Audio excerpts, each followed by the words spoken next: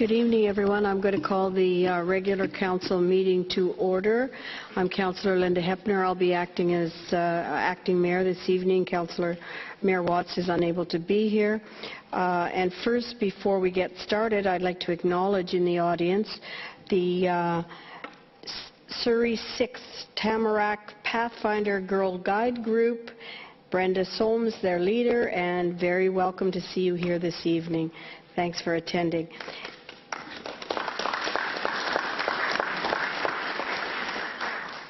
And before we do the adoption of the minutes, I wonder if I can ask Council to bring forward corporate reports R165, 167, and 168. Thank you. All those in favor, opposed, and that is carried. R165 is the district energy system. May I have an... I'll move the recommendations in the report. Second. Thank you. All those in favor, opposed, that's carried. R167 is the provincial flood hazard land use management strategy. Move the recommendation. Second on the recommendations. Thank you. It's on the floor. Councillor Villeneuve. I just think this is a very important report on the provincial flood hazard areas. And, you know, Surrey is several areas that have been long-standing built areas that are now under the guidelines for flood protection, and new development going in those areas as well has to be well planned, because if they're going to meet the flood guidelines, they're way above the properties that are now in existence, and the kinds of drainage issues and neighborhood profile issues, that's going to be, I think, a challenge. But I think it's really important that we negotiate carefully on how we handle it, because everybody has most of their life savings in their properties, and we need to know that you know, as new homes are built, we have to look at the protection of older, more established homes, and we're trying to retain the character of some of the neighborhoods that are actually below the floodplains now, because they're adding destination characters to our profile as a city. So I'll look forward to further reports on the issue, and I'm sure the ratepayers in different areas will look forward to some updates on that as well. Thank you, Councillor Villeneuve. I'll call the question. All those in favour? Opposed, and that is carried. And R168 is the development of a Surrey riparian area bylaw consultation process. Bruce? Move recommendations. Second. Thank you. All those in favour? Oh, Councillor Hayne. Thank you very much, Madam Chair. And I just wanted to point out how important the riparian area bylaw is to the city. In years past, of course, the DFO were responsible for looking after or for managing riparian areas, for overseeing it. With recent changes to federal legislation in the omnibus bill last year, DFO have backed out of that, and it's then been up to municipalities to manage that themselves. And I think what this bylaw does is it brings a surety, or brings some clarity at least, to the development community, while at the same time strengthening our own bylaw, and it's really important because of our biodiversity conservation strategy that we adopt this, and it's going to, over the next several decades, it's going to protect Surrey's riparian areas in a very robust way. So I'm very pleased to see this brought forward, and I congratulate staff on the job well done. Thank you, Councillor Hayne. And this is implementing the process by which we would bring forward the bylaw. Is that correct? Okay, so we'll see that come forward after consultation. Thank you. So I'm going to move into the agenda now and ask for an adoption of the minutes. Special council meeting. I'll move we adopt them September 8th. Second. All those in favour? Opposed? Carried. Move council and committee September 8th. Second. All those in favour? Opposed? Carried. And land use of September 8th. Second. All those in favour? Opposed? Carried. Move minutes be received. Finance Committee September 8th. Second. All those in favour? Opposed? Carried. Move recommendations be adopted. All those in favour? Opposed? Carried. And move the minutes of public hearing September 8th. Second. All those in favour? Opposed? Carried. Into the public hearing portion of the meeting. First bylaw, Madam Clerk. The first bylaw is zoning amendment bylaw 18296. The address is 2034 140th Street, and the applicant is Ji Wang. The applicant is seeking to rezone the property from 1 acre residential to single-family residential in order to subdivide it into two single-family lots.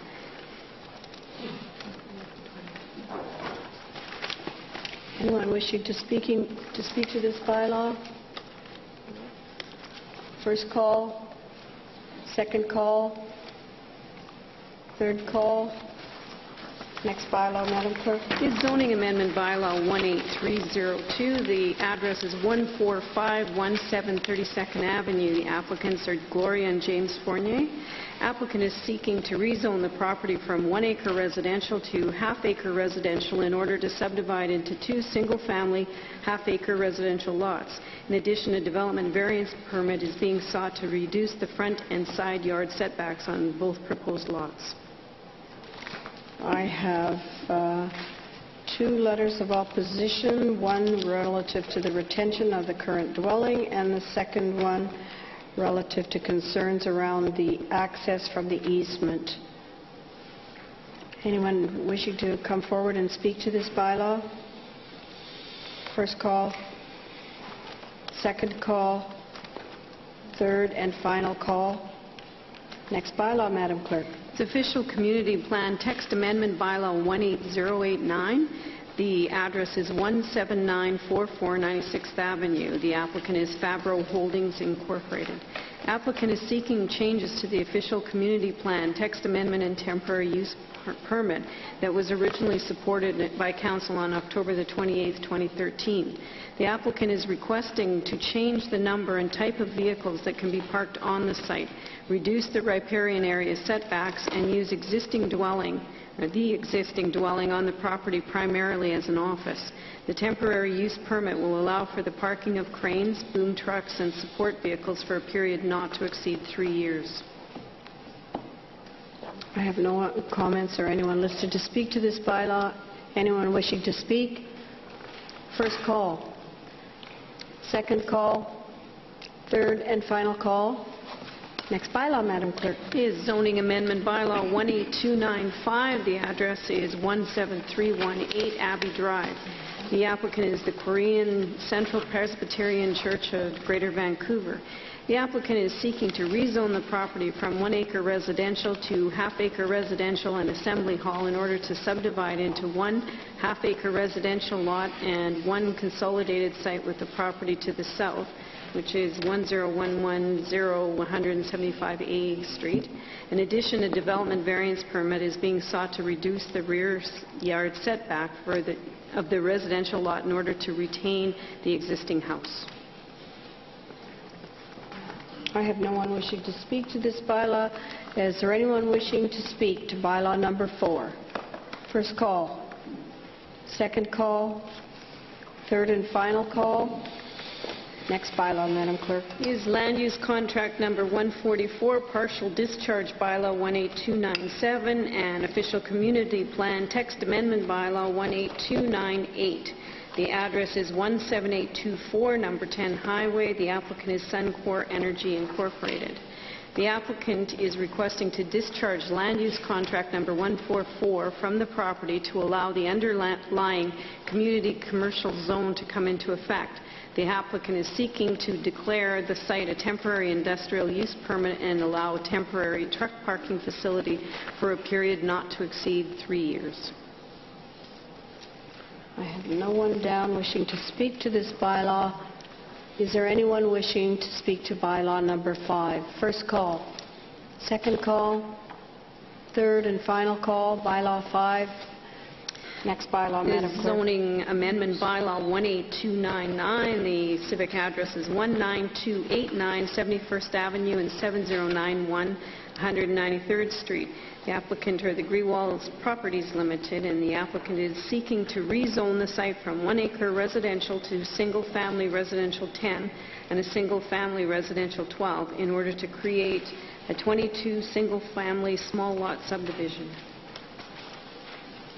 I have one registered representing the Cloverdale Community Association, concerned on layout and density. Anyone wishing to speak to the bylaw, please come forward, sir. State your name, address.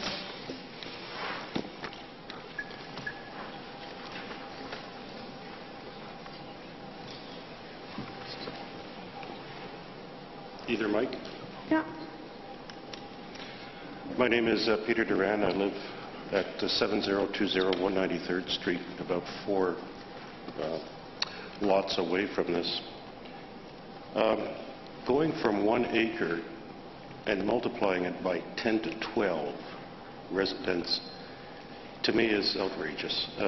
We're talking about 1 acre housing here, and they don't even want to go down to ½ acre like most of the other applicants we've seen tonight. 10 to 12 acres will present enormous parking and noise problems down the road. I've seen it around me already, and I really don't want this trend to continue. Density for density's sake is not as popular as many people think, as we've seen in Vancouver, the protests, when they tried to dump a whole bunch of extra density on their neighborhoods. I urge council to take this into consideration.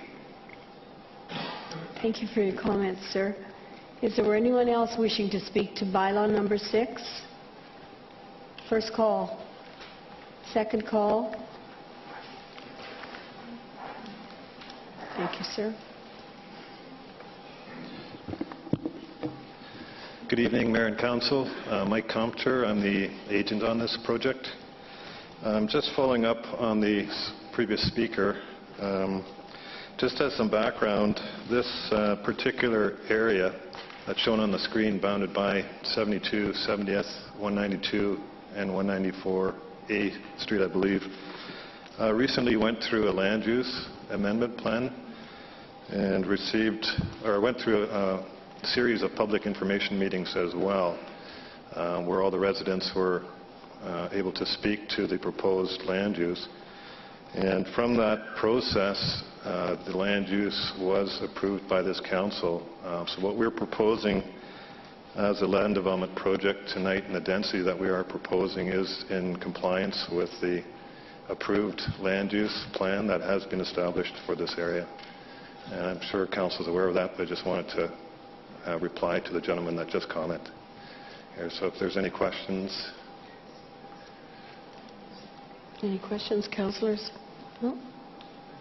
Oh, Councillor Gill.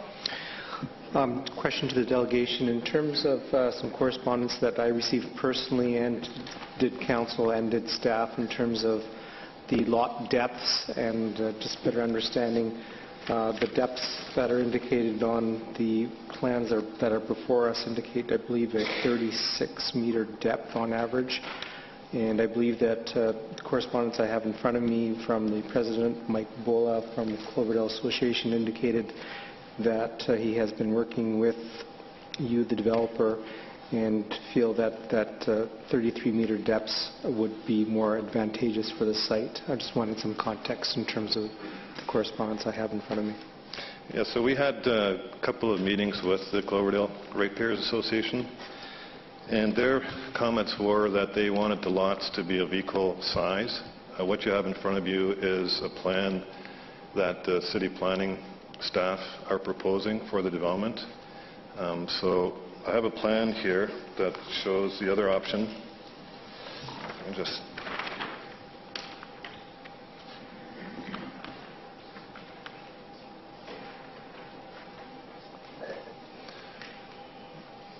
So we can see the difference between the two plans are very minor. However, the depth of the lots on this plan are equal for the lots that are on the north part of the lane and the south side of the lane, whereas the other plan shows a lot depths that are, the south side is a bit longer than the north side of the lane. So the association had a request. They prefer the lots being equal size. In terms of, through the chair, if I could have engineering or planning kind of assist me in terms of understanding why this particular proposal would not be accepted, or if that's something that we could consider. Madam Chair, The plan that the delegation is showing here with the equal depth, it does fulfill the requirements of the RF10 zone. However, it does create some issues on the edges of the site. So on the western edge, the proposed lane would be fully on one lot to the west and not shared with the two lots that are to the west. So access for this northern lot would be problematic unless the property to the south developed first. So the concept that's presented in our planning report illustrates that the lane is shared equally, and so access can be achieved. There still needs to be cooperation amongst these two owners, but the lane is more equitable. In addition, the lane where it aligns on the east property line is preferable to the property owners along this edge. So there would need to be further consultation with the affected property owners. Okay, Councillor Gill? No? Thank you. Thank you. Thank you for your comments. Thank you. Anyone else wishing to speak to bylaw number 6? First call, second call, third and final call. Next bylaw, Madam Clerk. Is a liquor primary license application, and the address is 13629 108 Avenue. The applicant is the Fiji Canada Association. The applicant is seeking to acquire a liquor primary license to permit liquor service at the Fiji Canadian Association Clubhouse. In addition, a development variance permit is being sought in order to reduce the parking spaces from 52 to 7 parking spaces. Thank you, Madam Clerk. I have no one wishing to speak, but I have 4 registered against, opposed, and I have another opposition that speaks to the fact that, and I'll ask for clarification to our planner, that those parking spaces belong to someone else, the owner of the property at 13639. It says that of those 52 parking spaces allocated in this application, 3/4 of them are on the 13639 property on 108. Could I get some clarification on the parking? Who can speak to that? Madam Planner?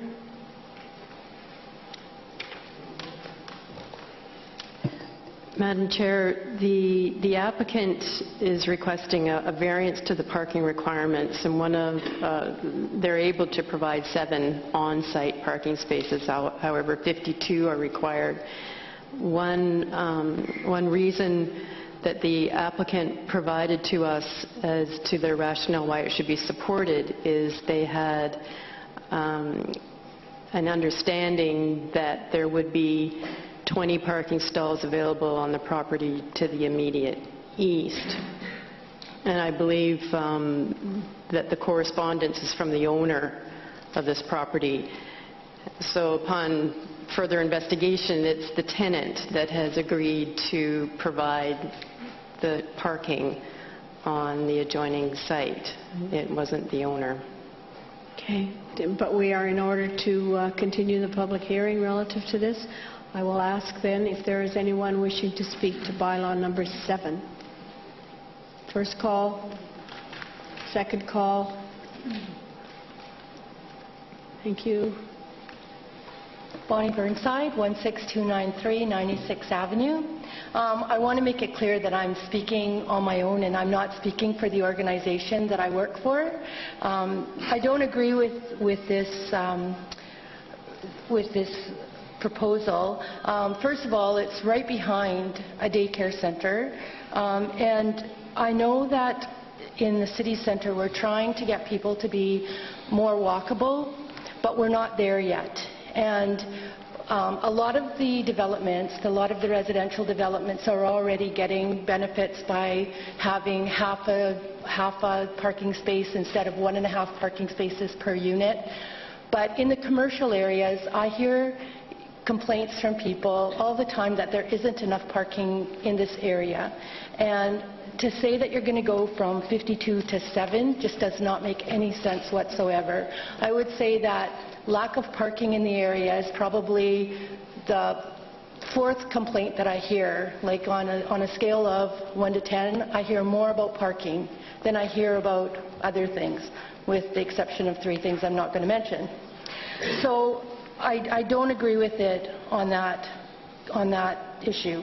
Now, I do know that City Centre has better transit than anywhere else in Surrey, although most of the transit we have takes people from Surrey into Vancouver.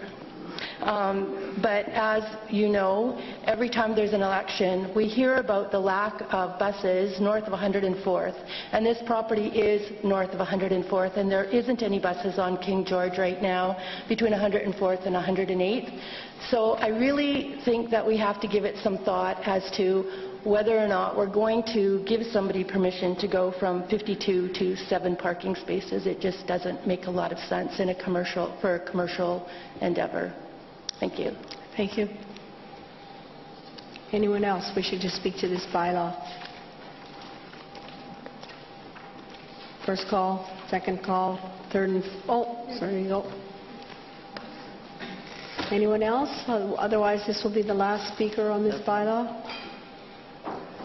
My name is James Madivan. I'm the Treasurer of Fiji Canada Association. Our presentation was done pretty seriously in regard to this. Our club is a membership club. Only members come in, and all our events are in the evening, 6 to midnight. And the kindergarten we have on our west side of the building, they finish at 2:30 or 3 o'clock. So it does not affect the kindergarten at all.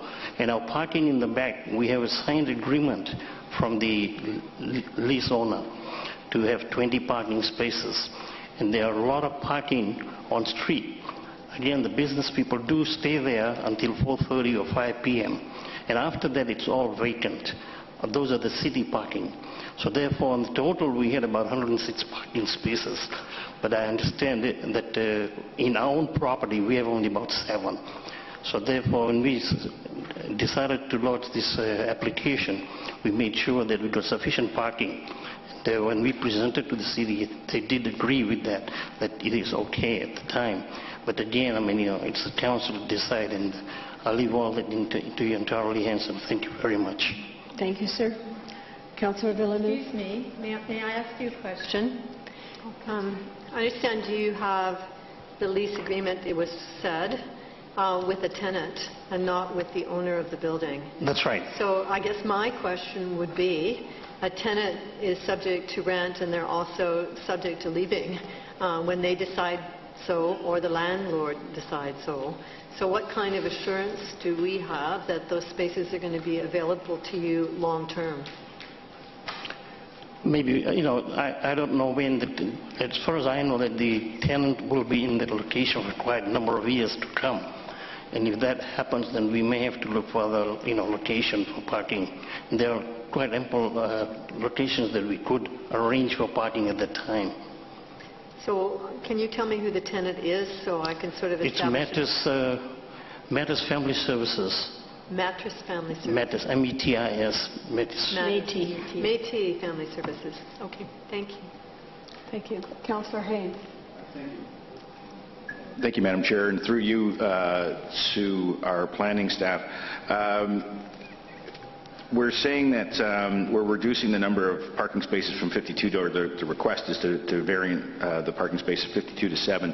Without the liquor primary license and operating as a clubhouse, which the group is currently, what are the parking requirements and are they meeting those? So how many parking stalls is the liquor primary triggering versus the existing land use of the clubhouse that they have currently?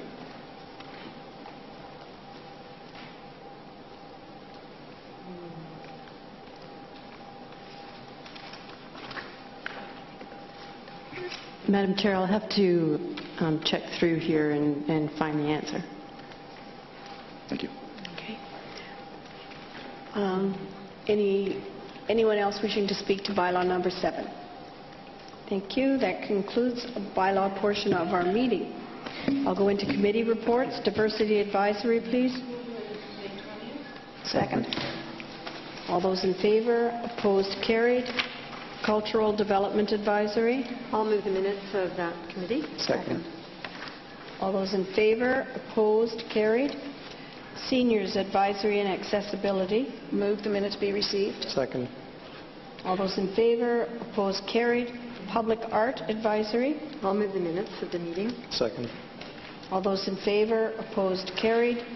Police Committee. Move the minutes be received of July 14th. Second. All those in favor? Opposed? Carried. Move Transportation and Infrastructure. Move minutes be received. Transportation Infrastructure, July Second. 14th. Second. All those in favor? Opposed? Carried.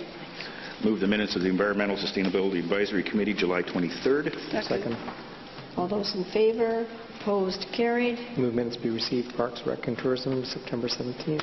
Second. All those in favor? Opposed? Carried. Move recommendations be adopted. Second. All those in favor? Opposed? Carried. Move the minutes be received for the Board of Variance, July the 9th. Second. All those in favor? Opposed? Carried. Move minutes be received from Surrey Heritage Advisory Commission, July 23rd. Second.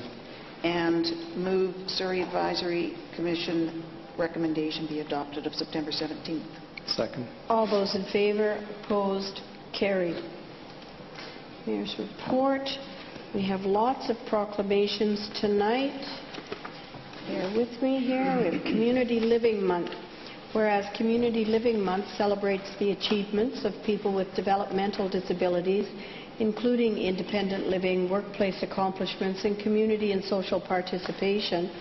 And whereas Community Living Month recognizes the hard work of individuals, families, and community members to create inclusive communities and opportunities for all British Columbians. Now, therefore, be it resolved that I do hereby declare October 14 as Community Living Month in the City of Surrey. Next, Manufacturing Month, October 2014, whereas manufacturing makes a significant contribution to British Columbia's economy and the prosperity of its citizens, and whereas in British Columbia, manufacturing is the fourth largest contributor to provincial gross domestic product and provides 30% of business tax revenue paid to government, and whereas Surrey is home to a large percentage of the province's manufacturers. Now, therefore, be it resolved that I do hereby declare October 2014 as Manufacturing Month in the City of Surrey. National Seniors Day, October 1. Whereas on October 1, communities from across Canada will join together to recognize National Seniors Day. And whereas the City of Surrey is an age-friendly city where people enjoy lifelong activity and engagement, and whereas seniors are a vital part of all of our lives, in our own families, our workplaces, and in our communities. Now, therefore, be it resolved that I do hereby declare October 1, 2014 as National Seniors Day, and urge my fellow citizens to recognize the crucial role played by older adults in the City of Surrey. National Family Week, October 6 through 12. Whereas the family is the single most important factor in maintaining social and economic stability, and whereas the family provides the foundation for a positive future for parents, children, and community, now therefore be it resolved that I do hereby declare the week of October 6 through 12 as National Family Week in the City of Surrey. Homelessness Action Week. Every day in our municipality there are men, women, seniors, youth, and children who do not have a place to call home. And whereas community action and participation are essential in addressing and eliminating issues and circumstances that contribute to homelessness. And whereas during this week, activities and events will be offered and the community will be encouraged to learn about the many issues related to homelessness, community and government agencies that offer services and support that work for persons who are homeless. Now therefore be it resolved that I do hereby declare October 12 through 18 as Homelessness Action Week in the City of Surrey and encourage all citizens to recognize and support efforts to put an end to homelessness in our society. Waste Reduction Week, October 20 through 26. Whereas the City of Surrey is committed to conserving resources, protecting the environment, and educating the community, and whereas the City of Surrey recognizes the generation of solid waste and the needless waste of water and energy resources as global environmental problems, and endeavor to take the lead in our community toward environmental sustainability. Now therefore be it resolved that I do hereby declare October 20 through 26 as Waste Reduction Week in the City of Surrey. Okay, now moving on to corporate reports. G1. I'll move the pass the resolution to confirm the contract awarded to Sandpiper Contracting. Second. Thank you. All those in favor? Opposed? Carried. Move corporate part R154, tax exemption bylaw. Second.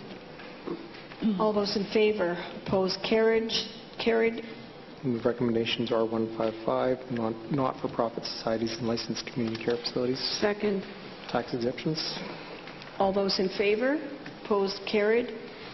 Move R156, tax exemptions for being exempted from property taxes under Section 224 of the Community Charter. Second. All those in favor? Opposed? Carried. Move R157, the permissive property tax exemptions for heritage properties. Second. All those in favor? Opposed? Carried. Emerging Leaders Program. Move R158. Second. All those in favor? Opposed?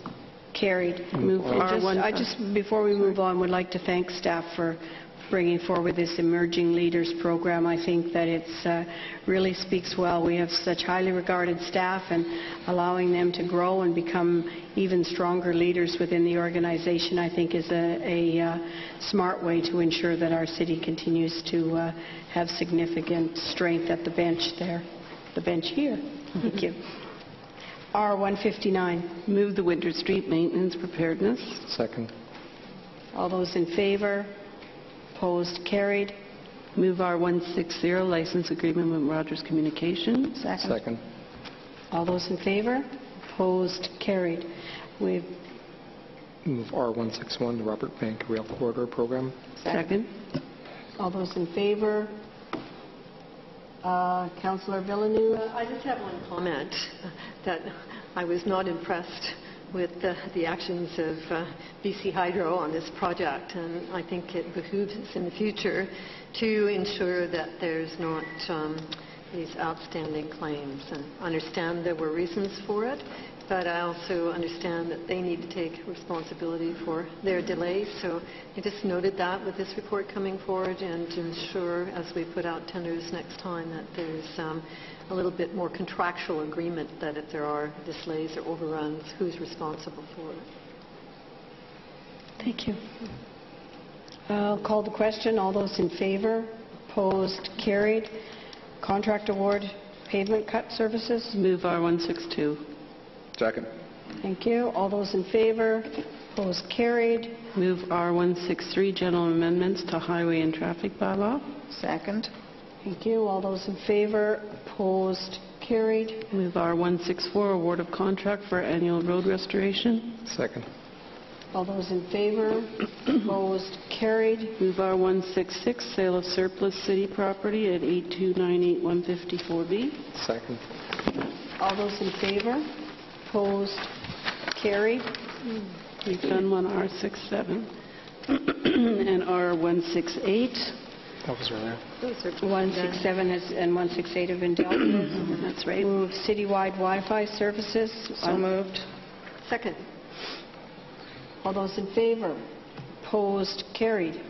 Move R170, young women and civic engagement. Second. All those in favor? Opposed? Carried. Move R171, amendment to Surrey Municipal Ticket Information. Second. All those in favor? Opposed? Carried. Social Wellbeing Plan. Councillor Villeneuve, before we put that on the table, did you want to speak to that? Because I think it's a fairly significant piece of work and for the well-being of our residents, and we'd like to hear. Madam Mayor, and I'll move the recommendation that we support it. So this is actually the update on the implementation of the Plan for Social Wellbeing of Surrey residents, and this plan actually came into being around 2006.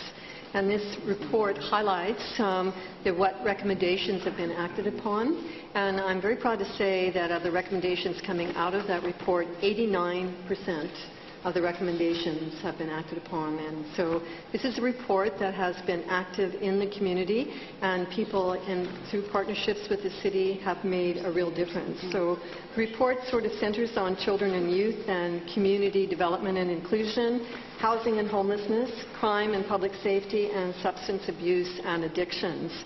And the highlights of 2012 to 2014, that's just over the last 3 years, with the leadership of this council and committees that we work with and partners in the community. We've prepared a poverty reduction plan. We've completed a Welcoming Communities project that deals with our newcomers to the city. We have a master plan for housing and the homeless, and a child and youth-friendly city strategy. We have a Learning for Life literacy strategy, and we partner with our library system, who are doing a terrific job in outreaching to the community and ensuring people have access to a library where they can learn. And then, of course, we have age-friendly strategies for seniors, and Councillor Barbara Steele has held a number of forums to deal with seniors and their issues and to inform them about how to protect themselves in the community and how to be socially engaged. So our Social Policy Advisory Committee also has representatives from the community, and we continue to advocate for refugees. This council's taken a strong stand on asking the federal government to eliminate the requirement of refugees, which are the government-assisted refugees, about 1% of the refugees that come to this country, but the poorest of the poor. They're the refugees coming out of war camps that actually have no assets. They're coming here for protection and to start a new life, and with the government support that they can also become citizens. But at the same time, they're required to pay back a loan, a transportation loan, to Canada, which can be up to about $10,000 per family. So here we are asking the poorest of the poor refugees to repay a loan that they have no ability to do so. So our council's been really strong on trying to get that requirement changed. And our committee is looking to establish an alliance of service clubs in the city so that together we can work on projects and working with our neighborhoods. And some of our welcoming new immigrants and refugee strategies have been supported by the provincial government, and we did have a welcoming and inclusive community project in the city, which sort of opened up the city to newcomers to learn more about the city and to participate in activities. And they had employer and business presentations and dialogues inspiring people and letting them profile their different cookings and foods and skills and youth engagement projects. And we are now going to be co-chairing a council called the Local Immigration Partnership Council. And I'm being co-chairing that with Anita Huberman for the Board of Trade, so that we can put a city strategy together for our newcomers and open up our business opportunities for them. So it's our effort to continue to try and create a very inclusive community. At the same time, we're trying to tackle one of the identifiers in our crime reduction strategy and in our social policy of tackling poverty in the community, and we've put together a Surrey Poverty Reduction Plan. I just gave a presentation to the UBCM, the Union of British Columbia Municipalities, last week on the efforts and the plan that the city has in place, one of the only plans in the province. And so we're working on recommendations that are coming out of that. Our library has produced low-cost and free brochures to let people in the community know about what we have here that they can access, so that is produced on brochures and on our city website. And we're working with the Somalian Women's Project that are newcomers to our community to put together some model projects as mentoring people in our community, as well as with landlords in the city to try and open up more housing spaces. And we've worked on a Building Strong Neighborhoods endeavor in the Clayton area, in the Bridgeview Community Center rehabilitation, and on a citywide project called Doors Open. So one weekend of the year, different city centers open their doors with recreational facilities and RCMP offices and fire services and our colleges and our temples and churches to say, this is part of the community. Come in and take a look. We're here to serve you, and you are welcome. So it's been a very successful project and growing every year. We have literacy projects going on in the city, as I mentioned earlier, through the library and through literacy initiatives through our Parks, Recreation and Culture staff that are actually doing a terrific job of building neighborhoods in the city and working with organizations like the United Way of Vancouver to actually target neighborhoods over a 5-year period of time to sort of see how putting supports in neighborhoods can strengthen people there and build their capacity and their ability to become strong community members. And of course, we continue to address housing and homelessness in the city. Over the last 5 years, we've provided and supported almost 450 units of housing, and that's our goal in our new master plan of housing for the city, housing the homeless. And of course, we have the Surrey Homelessness and Housing Society, which has granted close to $2.5 million worth of grant money to organizations and individuals and programs in the community that are putting roofs over people's heads and that are also supporting programs that ensure people have a good start or have rent supplemented if they're at risk of becoming homeless. So we're doing everything that we can, and I think our track record is good, considering over the last 3 years we've taken in over 80,000 people, and our housing count numbers, sitting on the street, housing numbers did not change over that period of time. So I'm quite proud of that proactive approach. At the same time, the city has partnered with BC Housing on a number of projects that are now up and going. The Timber Grove project opened up in March 2012, and it's a 52-studio apartment unit for people with mental illness and who were homeless or at risk of homeless. We have Alder Gardens, which is in the Newton area. It's a beautiful project next to the library, and it's for single mothers and children and has 34 units and run by the YWCA. We have the Quibble Creek Health and Phoenix Transition Housing Center, which was providing 52 transitional apartments and 15 short-term beds for people with mental addictions, really, and a 25-space sobering and assessment center and primary health care center. And so we are definitely moving in the right direction as a city. 10 years ago, we had none of these projects in the city. I would say that united together as our council with partners in the community, we've made huge strides in the area of social policy development and housing people that need housing first so that they can get their lives off the ground.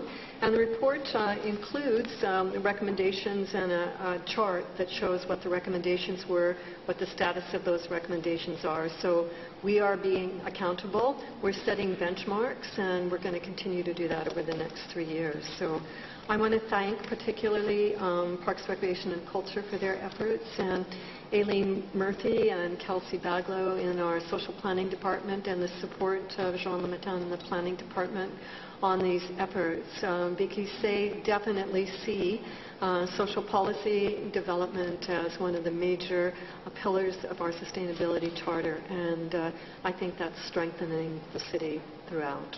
Thank you. Thanks, Councillor Villeneuve. I thought it was a really important report and important that we had a public overview of what it entailed, because it's an enormous body of work and it has included everyone within every department. So thank you very much for the work, and I entertain now a motion to receive. I do. Second. Thank you. All those in favor? Opposed? That's carried. Moving on to bylaws. First bylaw. Move third on one. Second. Thank you. All those in favor? opposed, carried. Move third on 2. Second. All those in favor, opposed, carried. Move third on 3. Second. All those in favor, opposed, carried. Move final on 3. All those Second. in favor, opposed, carried. Move third on 4. Second. All those in favor, opposed, carried. Move third on 5. Second. All those in favor, opposed, carried. On the OCP, move third on 5. Second. All those in favor, opposed, carried. Madam Chair, I'm going to move third on 6, but I do have some comments. Do I have a seconder for third on 6? Second. Okay, Councillor Gill. Madam Chair, in terms of learning from the past, specifically the issues that we've had in Clayton, I think the Cloverdale Association is desiring to look at equal depth lots in this particular area with the objective of being able to achieve and maximize parking. And what likely could potentially happen is that if the depth lots are equal, that in fact we may be able to achieve 6 off-street parking opportunities on each lot. So I would like staff to relook at how that could be accommodated. I think that the emphasis should be on the quality of the overall project versus the equity and road dedications that may be required. So I'd like staff to take that back and look at some opportunities to be able to rectify that particular piece if possible. I'd second that. Do we not have a motion on the floor for Approval. third now? Is that an amendment or? It's an Yes, amendment. so is that an amendment to the motion? Yes, it is, Madam Chair. I'll second the amendment. Can you amend? Can you amend third? I think can't that'd be take too third with an amendment. I need you to either resend the third and make that motion, or Madam Chair, I'm going to move. or I'll have to fail third and... I'm going to move third on 6, and I'll make the second motion with the comments. In a second? Yes. Okay. I'm calling the question on third reading on 6. All those in favor? Opposed? Opposed. Opposed? That is carried. And then I'll make the motion in terms of the depth of the lots, Madam Chair. Second. All those in favor? Opposed? That's on the... Councillor Rossotti, are you opposed to that one as well? Yeah, okay, thank you. And that is carried. Final. We'll move final on 7, sanitary sewer extension. Second. Okay. Final on 8, or... Yes. Final on 8, Madam Chair. Thank you. Second. All those in favor? Opposed? Carried. Move final on 9. All those in favor? Opposed? Carried. Move first on 10. Second. All those in favor? Opposed? Carried. Move second on 10. Second. All those in favor? Opposed? Carried. Move third. Second. All those in favor? Opposed? Carried. Move first on 11. Second. All those in favor? Opposed? Carried. Move second. Second. All those in favor? Opposed? Carried. Move third on 10. Second. All those in favor? Opposed? Carried. On number 12, I'll move first. Second. Exemption. All those in favor? Opposed? Carried. Move second. Second. All those in favor? Opposed? And Carried. move third. Second. All those in favor? Opposed? On Carried. 13, move first. Second. All those in favor? Opposed? Move Carried. second. Second. All those in favor? Opposed? Carried. Move third. Second. All those in favor? Opposed? On Carried. 14, move first. Second. All those in favor? Opposed? Carried. Move second. Second. All those in favor? Opposed? Carried. Move third. Second. All those in favor? Opposed? On Carried. 15, move first. Second. All those in favor? Opposed? Carried. Move second. Second. All those in favor? Opposed? Carried. Move third. Second. All those in favor? Opposed? Carried. On 16, move first. Second. All those in favor? Opposed? Carried. Move second. Second. All those in favor? Opposed? Carried. Move third. Second. All those in favor? Opposed? Carried. 17, move first. Second. All those in favor? Opposed? Carried. Move second. Second. All those in favor? Opposed? Carried. Move third. Second. All those in favor? Opposed? Carried. I'll move 1A on the clerk's report. Second. Development variance. All those in favor? Opposed? Carried. Development variance on the Korean Central Presbyterian Church. Second. All those in favor? Opposed? Carried. And variance on number C. Second. All those in favor? Opposed? Carried. I'll move approval of the development variance on CB Supplies. Second. All those in favor? Opposed? Carried. Development variance on Man Investment Urban Design Group. Second. All those in favor? Opposed? Carried. Move C. Second. All those in favor? Opposed? Carried. And move D. Second. All those in favor? Opposed? Carried. Development variance E. Second. All those in favor? Opposed? Carried. And development variance F. Second. All those in favor? Opposed? Carried. Development variance for 13th Avenue, 13108. Second. All those in favor? Opposed? Carried. And I'll move H, no concerns. Second. All those in favor? Opposed? Carried. Move I, Second. Delaware. All those in favor? Opposed? Carried. And move J, Clayton Crossing Shopping Center. Second. All those in favor? Opposed? Carried. I'll move K, no concerns on that. Second. All those in favor? Opposed? Carried. And L, it's on the GN. Yeah, this is, so this is, just for clarification, is this I have for the parking? Councillor. Oh, sorry. I just wanted to know if it was for the license or the variance. I have a speaking order here, and I've got Councillor Haig. Thank you, Madam Chair. I certainly wouldn't want to send this back for just a lack of clarity and understanding, so perhaps Madam Planner has dug up that information on the variance in parking spaces. Through you, Madam Chair. Thank you. Madam Planner. Madam Chair, the parking requirements are based on the floor area of each use. However, based on the development variance permit application for this building for the Surrey Aboriginal Cultural Society, there was a relaxation of the parking requirements based on the use being an assembly use and community services, and that parking requirement was 27. And still with the 7 on-site parking spaces. We have looked at what on-street parking opportunities there are in the vicinity, and just for information on Grosvenor Road, along the south side, there are 27 parking spaces available, and they're limited 2-hour parking, 7 a.m. to 6 p.m.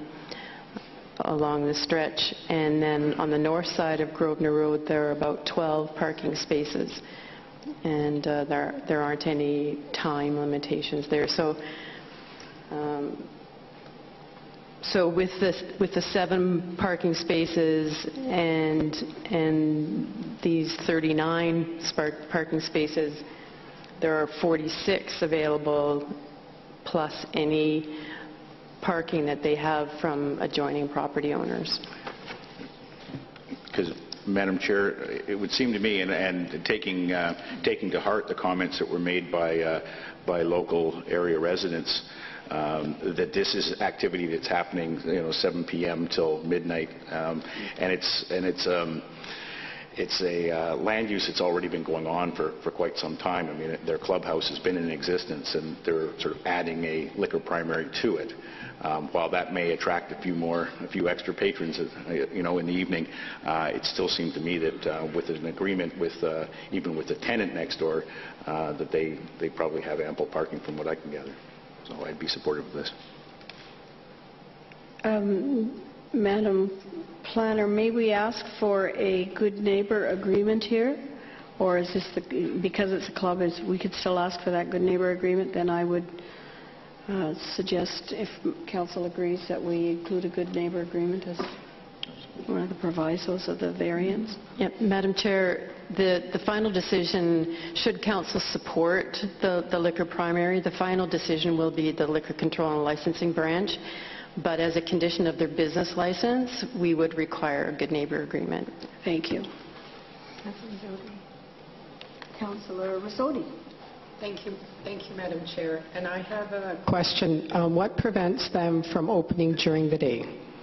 I know that we've been told that they'll only be open certain hours, but is there anything that would prevent them from opening other hours?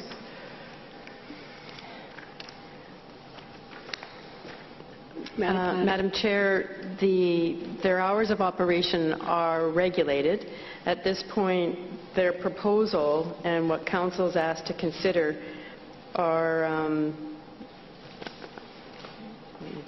the hours of 11 a.m. to 12 a.m. every day. So they could technically open during the day. And then my other question would be, what happens when the other commercial properties in the near vicinity get leased out? How would this affect their parking? Madam Planner? Madam Chair, the only certainty are the 7 parking spaces on site at this time. Okay. I think that's a bit of a challenge. If we don't have any guarantees that they won't open during the day, this will have huge impact then on the adjoining businesses in the neighborhood then. Councillor Gill. Thank you, Madam Chair. In terms of the membership, did we have any context in terms of how many people we're expecting at this site, just to have a better context of what we may see in the future, and is there any way for us to regulate that utilizing a business license? Madam Planner?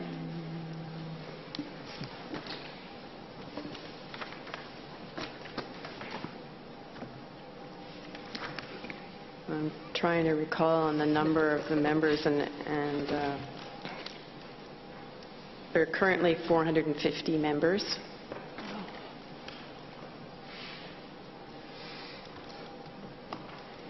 Thank you. Okay. Looking for direction from Council on L. What is the wish of Council? Would you clarify the business license?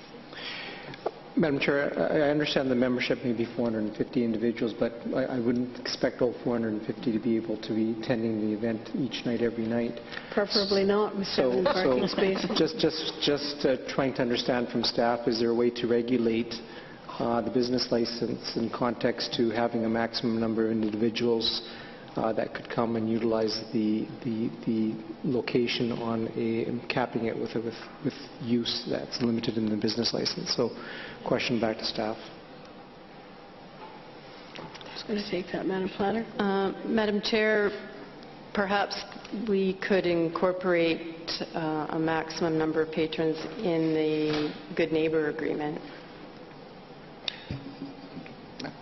Does that satisfy you, Councillor Gill? Councillor Hain. Thank you, Madam Chair. It would seem to me in any liquor primary license that the province is going to license a maximum number of patrons in an establishment. In a neighborhood pub, that's 120 or 96 and so on, with so many patio seats and that type of thing. So it would be, from my understanding, Madam Chair, that maximum number of people on premise would be regulated by the liquor license and the liquor primary license. So it depends what they're applying for there. And do we know what the capacity is that they're applying for in their liquor license? Madam Chair, the capacity for their existing space is 327. Wow. Councillor Rasodi. Thank you, Madam Chair. I have a follow-up question. Could you show me the proximity of the daycare to the applicant site? Right behind. Right behind. So this is a subject building, Madam Chair. This is the childcare. Oh, okay. That makes my decision for me. Thank you.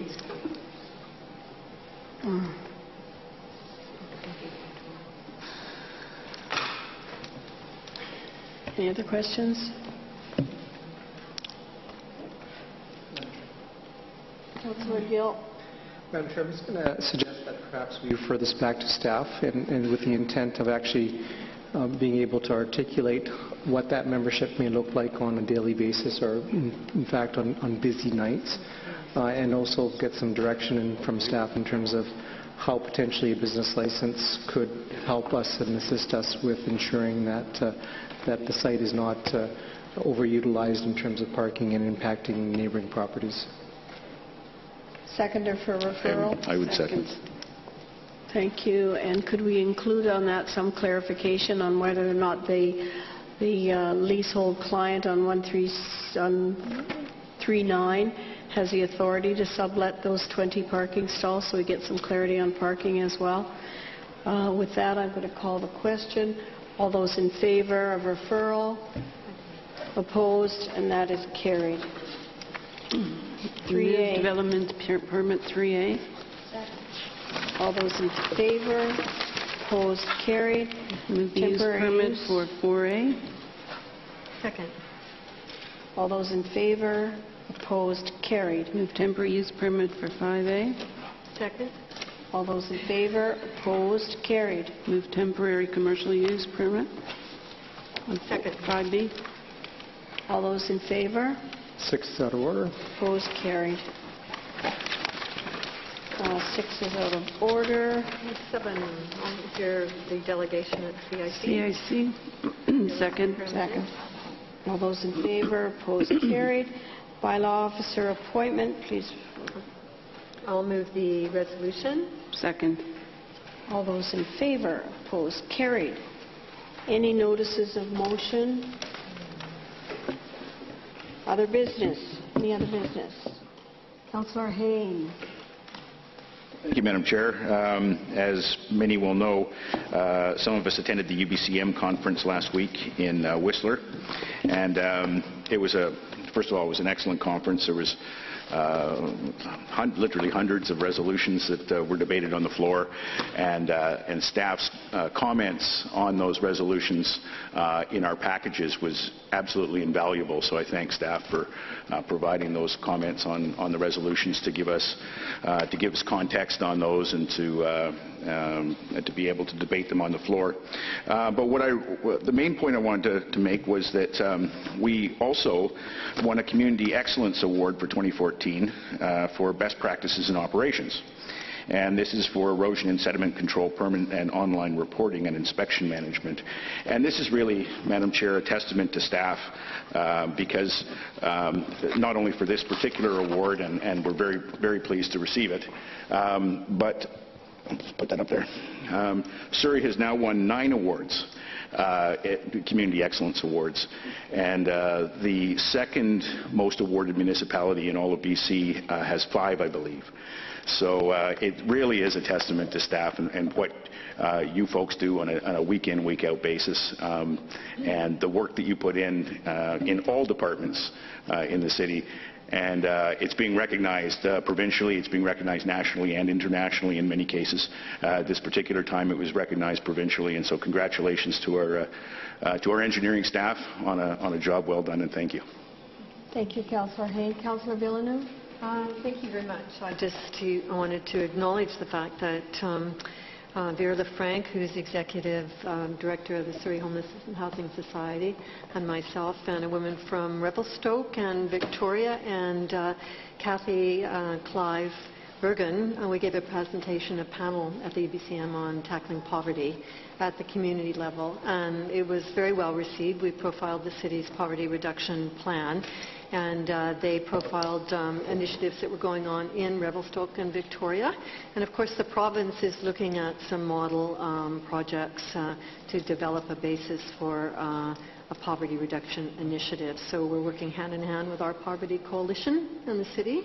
So I was really happy about that, and someone told me they were inspired afterwards. So that's always a good reading. So I wanted to acknowledge that the city was actually profiling one of its important reports. But while we were gone as well, there was Culture Days that was launched for British Columbia at the City Hall Centre here. And I wasn't able to attend, but I know that Laurie Cavan actually, and a number of people, they launched the new Arts and Heritage Marketing Plan for the city, and it was done by Chris Thornley and his design group, and well received and well vetted by both the Cultural Committee and Public Arts Advisory Committee. So I think it's called Say Ah, for talking about how awe-inspired we are by the number of cultural activities and cultural groups and individual performers in the city. So along with that, we also have a cultural mapping project on the city website. So people are able to go to that website and find out where all locations are of cultural events and what's going on in the city. So I think that's a real step forward, and our goal is to increase our people that are attending our events by 30% over the next couple of years, and I really believe we can do that. So I wanted to congratulate staff and people involved with that report. And the second thing is that I just got a notice from Anita Huberman with the Surrey Board of Trade, and they have a very progressive board over the last couple of years that deal with social policy. So they're very excited that at the Canadian Chamber of Commerce's annual general meeting of all the boards of trade across Canada, that they received unanimous support from the nation's business leaders to have the Canadian government work with the provinces and territories to fully examine the potential impact on productivity and the Canadian GDP of a country-wide system of childcare with possible implications for childcare rates and spaces.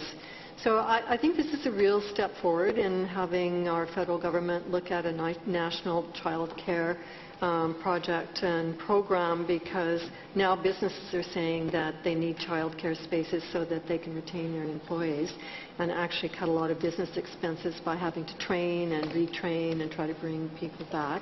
And there's such a shortage of childcare spaces, which we all know as a council. So I want to congratulate our Board of Trade for taking that initiative and really driving it through many avenues to get it on that national agenda. Thank you, Councillor Villeneuve. I think that was part of the Dr. Paul Kershaw report that we did through social planning and the Surrey Board of Trade some many months ago. So it's exciting, heartening to see national support for that. Councillor Martin. Thank you, Madam Chair. I just wanted to bring up a situation that was quite disturbing for me. I attended the rally yesterday in Newton, as did many people. And it came to my attention that a community association had recommended a public consultation meeting to develop a stakeholders meeting with mayor and council. This request was 9 months ago. Madam Clerk, are you aware of any request that was made through your office? No, I'm sorry. I'm not through, Madam Chair. Thank you. I also requested all the minutes and recommendations over the past year, and there have been absolutely none available. Mayor and Council have not been apprised of any recommendations coming from these community association meetings, nor have been provided any minutes of these consultation meetings. We have always been a very open, transparent council. We make ourselves available at all times to meet with our citizens, particularly if there's concerns we need to be aware of. So this unanswered request is very disturbing. Council simply cannot be informed, has not been informed of any meeting requests, and we have asked staff to establish a staff liaison to attend these public consultation meetings and to report back to any of us any concerns. This is a clear signal of necessity. Clearly, we cannot rely on the current process to have information getting to this council. Thank you. Thank you, Councillor Martin. Perhaps we can get an update on where we are with hiring a community liaison person by way of memo. That would assist. Thank you. Councillor Steele. Madam Mayor, I was going to refer back just for a minute to the UBCM, which is always a very worthwhile conference to attend. And once again, we were able to throw our support behind many things provincially and regionally that we think are very important. And that, of course, is why we all attend. As always, of course, Surrey now provides a leadership purpose at these events and always looked upon as strong leaders wherever we go. So that's always a plus, and many, many people commend us on our leadership and what we're doing within the province. Just on another note, on Wednesday, is National Seniors Day, and we have activities in the City Hall beginning at 11 o'clock, or 10 o'clock, in the morning and ending at about 2 in the afternoon. And they will include guided tours of the new City Hall, presentation from engineering operations staff about the city's transportation strategy, which is a new strategy that's being presented at the seniors forums from now on. Resource agencies providing displays and information to support seniors to age in place, and there will also be complimentary refreshments available. So I encourage everybody to come out in the atrium, and if it's nice, we'll probably flow outside to the courtyard, and encourage all seniors to attend and take part. Thank you. Thank you. Councillor Rassouri. Thank you, Madam Chair. I'd like to provide clarification on one thing. There's two separate bodies. There's one that the city participates that meets quarterly, which is a meeting of the community associations that is facilitated by staff, and there are minutes available. Then there's the Association of Sustainable Communities, where no elected representative attends. That is the umbrella group for all of the associations that's completely and separately outside of the realm of the community liaison. I do have and have been copied on emails that went directly to the Mayor's office from the Association of Sustainable Communities, Darlene Boyer, who had asked for a multi-level meeting from the federal government, the provincial government, and the Mayor's office, not from council. I am happy to share through the clerk all of the copies of those emails that I have, but I want to clarify for Councillor Martiner that there are two very separate committees. The committees that held the town hall meetings or that work on the summit with staff present, with David Sadler and Lori Bowie, all of those minutes are available to everybody and do get shared with the associations. The groups that held the rally and the meeting that they spoke of and the challenges that they spoke of, I did not attend as the liaison on any of those meetings, and that is solely a community-driven Association of Sustainable Communities that has existed since the beginning of time. They've had a change in their leadership on their executive, but I want to assure Council that they are two very completely different processes, and the request did not go to the clerk or to any of the councillors. It did go directly to the Mayor's office and to Anita Huberman at the Board of Trade, and I'm happy to provide the clerk with all of those emails. Thank you, Councillor Rassouri. That would be useful if it was not through your work as a liaison, but you still got those requests and we did not. That would be helpful to us. Well, the Mayor received them, so I thought they were in good hands. Yes, but as a liaison, I'm assuming that you received them as a liaison?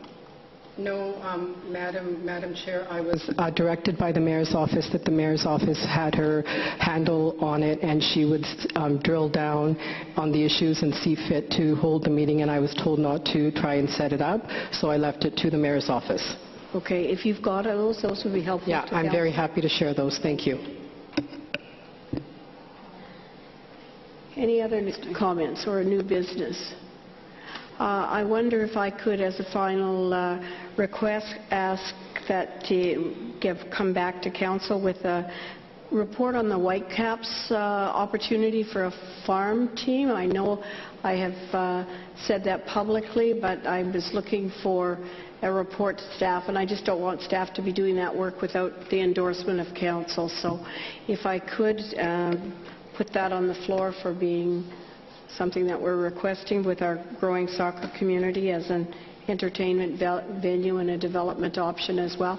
My understanding is that window of opportunity is closing with other communities that shall remain unnamed but are aggressively seeking that same opportunity. So thank you for that work. Councillor Steele. Thank you very much. Just to add to that, I think it's very important that we do pursue this as quickly as possible. Dealing with the root causes of crime, and it's an issue everywhere, I think we need to look at soccer as one of the major places where we can look to help for our youth, boys and girls. In large numbers play soccer in Surrey. It's considered an affordable sport, and I think it's something that we should really be encouraging, and I know that the youth in this city will take full advantage of that. Thank you, Councillor Steele. Anything else? Then I'd entertain a motion to adjourn. So moved. Thank you very much to our young audience who were very patient for the evening. Thank you for being